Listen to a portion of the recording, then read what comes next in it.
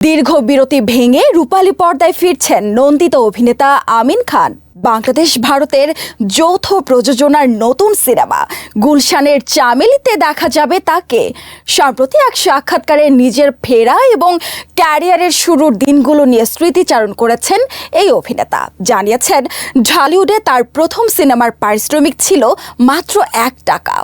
এভাবে ডেকে আনার মানে কি? পেরেশানি হয়ে গেছে ভাতিজা, কাম আছে।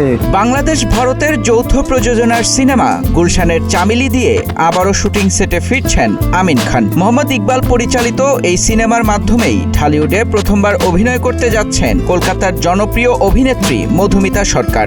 দীর্ঘদিন পর অভিনয়ে ফেরা নিয়ে সম্প্রতি এক সাক্ষাৎকারে খোলামেলা কথা বলেছেন আমিন খান। স্মৃতিচারণ করতে গিয়ে তিনি জানান, ক্যারিয়ারের প্রথম সিনেমায় তার পারিশ্রমিক ছিল মাত্র ৳1। টাকাই টাকা, আর ওখানে যাইতে অপারেশন করতে।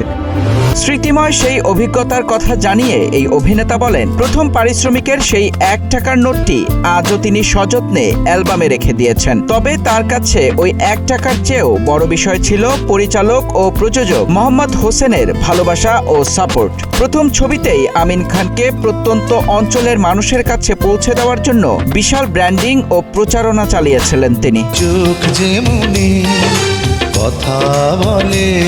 অভিনয় ক্যারিয়ার গঠনে অর্থের চেয়ে কাজের প্রতি ভালোবাসাই আমিন খানের কাছে মূল অগ্রাধিকার ছিল। তিনি জানান, তার মূল লক্ষ্য ছিল এমন একটি কাজ করা যা তার ক্যারিয়ার গড়ে দেবে এবং এই শিল্পে টিকে থাকতে সাহায্য করবে। পারিশ্রমিক নয়, বরং একটা ব্র্যান্ড হিসেবে নিজেকে প্রতিষ্ঠা করাই ছিল তার মূল চ্যালেঞ্জ।